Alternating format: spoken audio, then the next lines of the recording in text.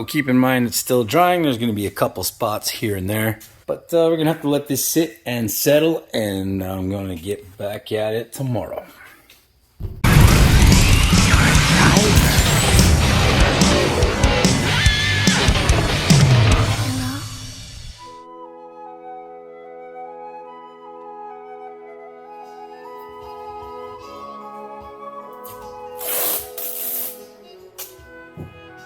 I'm starting this off with doing some masking. I tried a new technique where I take this parchment paper, or whatever you call it for cooking. It's like a wax paper kind of deal.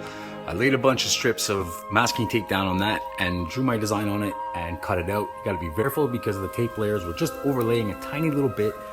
So I needed to make them all stick to each other. I should have left a little bit more. I had a little bit of trouble. You always gotta make sure you're cutting in the right direction so your little blade doesn't pull up the tape if it's not very sharp. That's kind of what happened a little bit here, but I digress. Moving on. I got to stick it on there.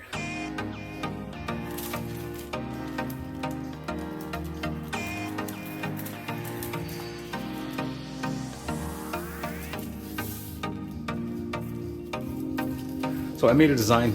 As you can tell, it's sort of like there's a theme to this. So I did some palm trees and I stuck it on the box. And then I also made what's gonna be a volcano. First thing I'm doing, because airbrushing is always worked out in layers. So the first thing that I'm gonna do is I'm gonna do the background layer. So that's why all the masking, these are gonna come out as silhouettes in black.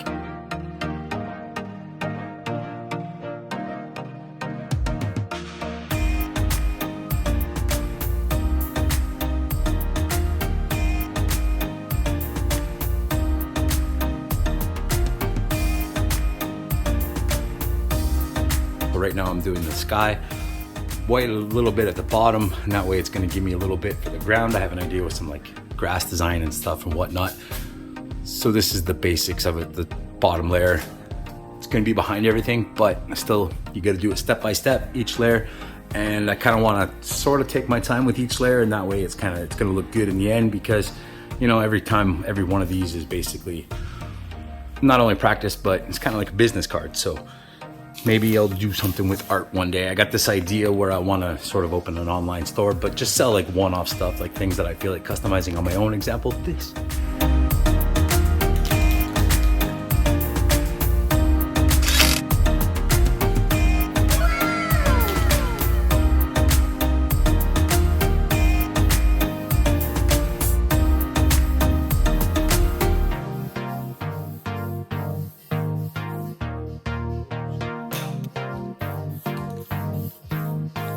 With the masking in place, that's going to give me the silhouettes like I mentioned earlier. I'm going to do the colors in the background, which is going to be colors that I just had sitting around, so I don't have too much in stock before I actually fire up the airbrush and get the details. I'm going to use the cans for the bases and the back and the background, right? So I have this like dark metallic blue I'm going to throw in there, and then the little white light that's near the palm tree silhouette deals is going to be like the sun coming through the leaves.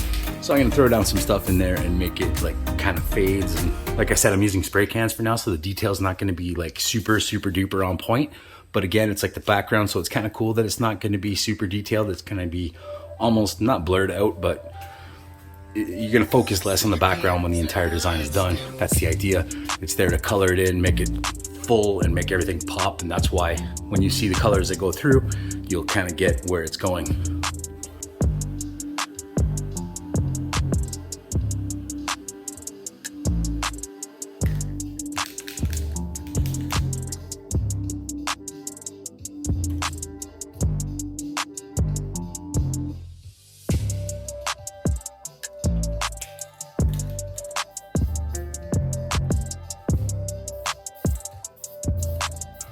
White in the base should make the colors pop. So for the sun, I'm going to use like I have some neon orange, some neon pink, stuff like that. I kind of want to try to make it look sunset-ish, so hopefully it blends in with that blue a little bit as well. But we'll see how it turns out. I'm just going to mix all these in, kind of go at it freehand.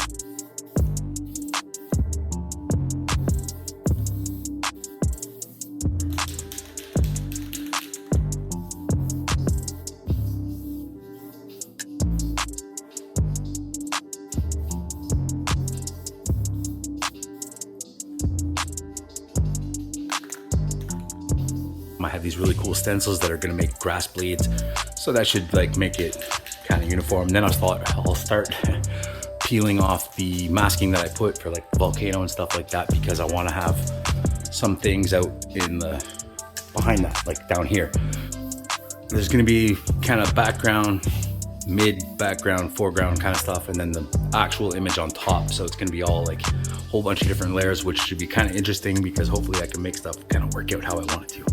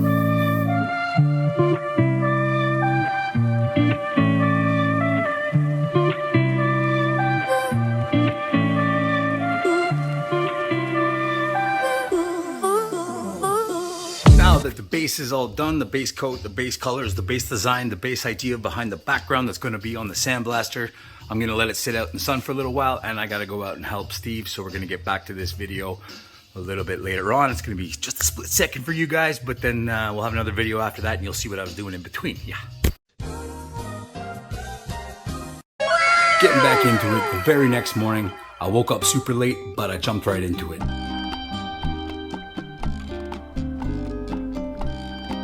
Besides the fact that there was stuff going on next door, so for me to be filming, there was a bunch of noise and people over there talking pretty loud. The walls are pretty thin. I don't own this entire shop, so I gotta share it.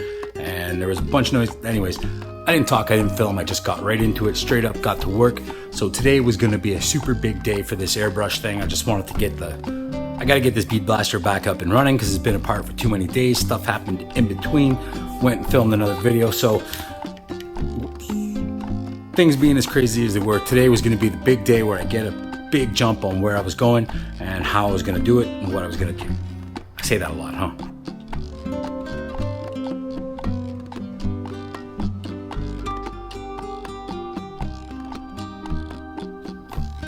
So airbrushing kind of happens in layers, and the previous day what I did was I did the background stuff and things that I didn't really worry too much about covering up, because at the end it was just going to be stuff to fill in the gaps in the back and whatever else. I had an idea in mind, a design, something I wanted to go for, but I just went for like the background first. So today was the kind of big day on it. Now the trick with the airbrushing is you got to make your colors all pop and look good and kind of stand out and stuff like that. Being that most of the background on this thing was black, and that's a very common technique I'll use for airbrushing, but I make the background black and then I do my initial designs in a white. And with the white, you can kind of make highlights and fades and stuff like that. So when the color goes on, and if it's not quite too opaque, so if you thin it out just enough when you do your highlights with the white in the original white design and stuff you don't want highlighted so much, where you would probably potentially and most likely have a shadow going on or something like that, when you cover it with the color, it kind of gives you that different gradient, different shades.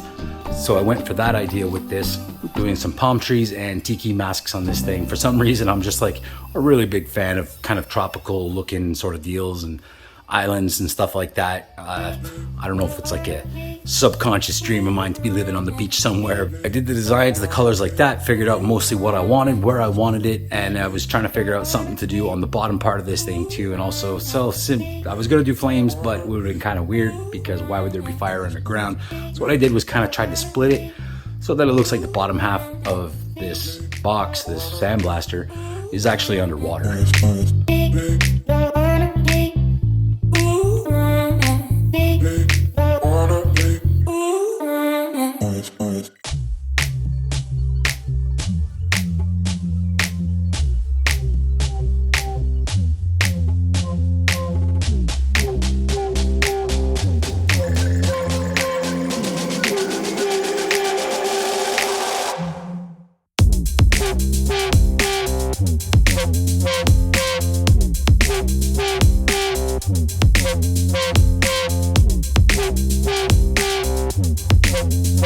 Now there's plenty of things involved when going through this, so I had to try to keep in mind and try to remember where I wanted to put different colors, because this whole base design is going up in white. As I go, I kind of keep in mind, like, if this part's going to be a different color or this part, and using the same technique with the gradient shades of the white, using more paint to make a highlight where the color would be thicker and less shaded, and you know what I mean, it kind of gives it a little bit of dimension. Even though the way I did this, it ended up all being basically freehand. Sometimes you can use stencils, or you can make masks, and then you can design your logos and your designs, whatever you want to call it, real good and real nice. But I just did this one. The backgrounds I did with stencils and cut out some stuff using the paper to make all kinds of different things. Like previously you saw I made the palm tree silhouette with it and the volcano silhouette. So this time I used it to actually make where the lava was going to flow. And thinking back, I probably should have done most of that freehand. It would have looked more uniform and all together. As you can see it behind me here, it's been clear coated and it's kind of drying off. So anyways, it was just, I went to town and threw in all the colors I wanted and where I wanted them and tried to figure it out. And I also had a problem with different paints come out different out of the airbrush, so you got to play with the air pressure and your mixture of like trying to thin out the paint. And it's water based, so you got to use this weird solvent and stuff like that. Really, this is whole like just a practice session, so I can try to learn how to do this stuff better and figure it out, because one day maybe I'll get real good and be able to do it for some sort of revenue or something like that and make kind of a job out of it. But for now, I'm just playing around and doing my stuff up, so it looks kind of cool, and I dig it. I have fun doing it. If you like it, let me know.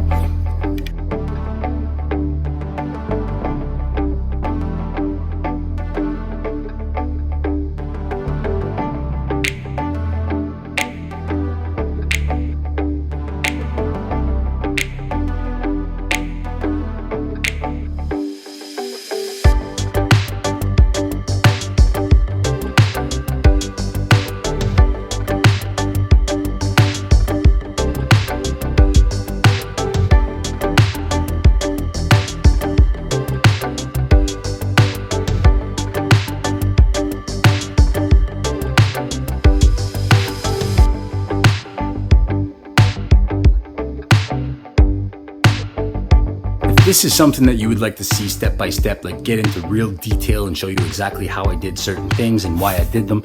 Let me know in the comments, because I can make sort of a video series out of this. Now, it's not cars per se, but it's always going to be car related. I like to customize stuff, and usually it's something in the area, you know, like I did the wall, but it is a wall in the garage. Sandblaster is a major component in the garage for our bead blasting that we need to do for our powder coating and whatnot and whatever.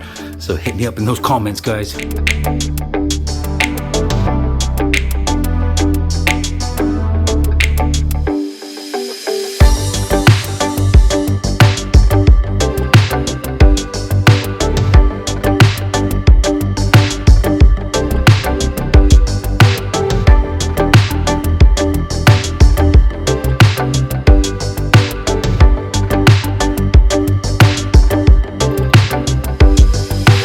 It pretty much took me all day long, a good like solid 6-7 hours straight non-stop painting. I had to run to the store a little bit, but that doesn't matter.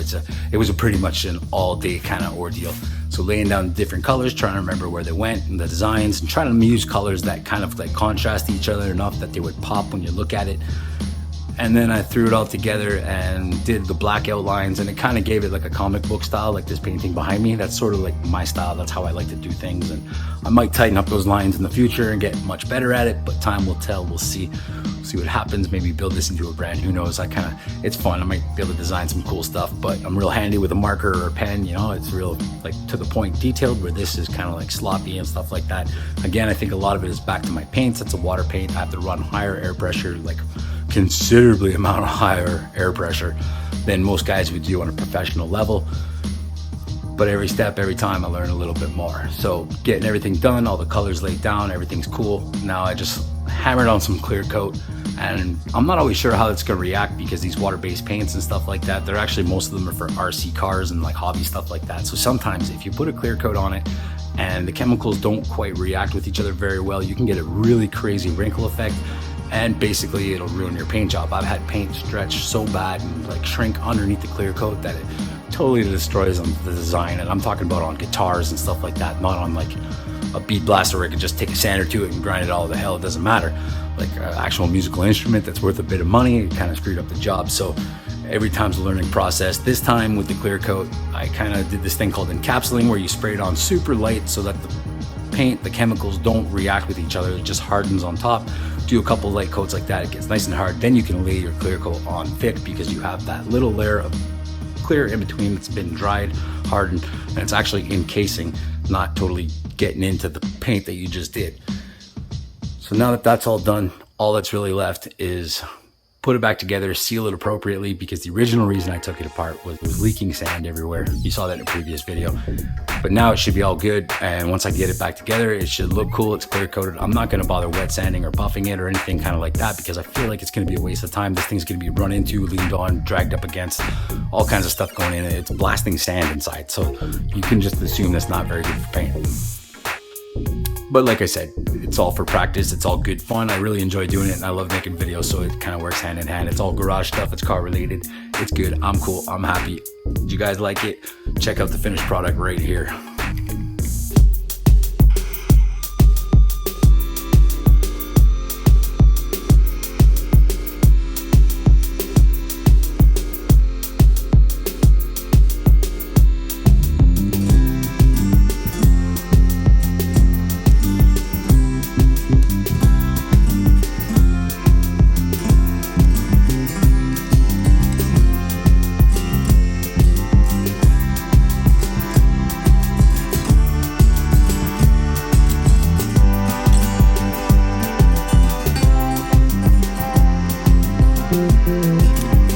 There it is, guys, all said and done. It's back in its spot. It's where it's supposed to be.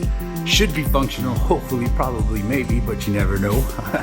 I'm sure there's going to be a couple little few things to tie up here and there, but thanks for sticking around, guys. If you want to know exactly how I did it, like if you want a tutorial done like in an actual tutorial kind of way, and where I explain every step by step and exactly what I'm doing instead of just running through most of the work like I did here, please hit that down in the comments. And if you want to see more of this, hit the like button. If you want to see less of it, hit the dislike button. And if you want to see anything at all, just hit that subscribe button. If you can't fix what's going on, it's fire. You're a driver. It was hard to know who was more crazy.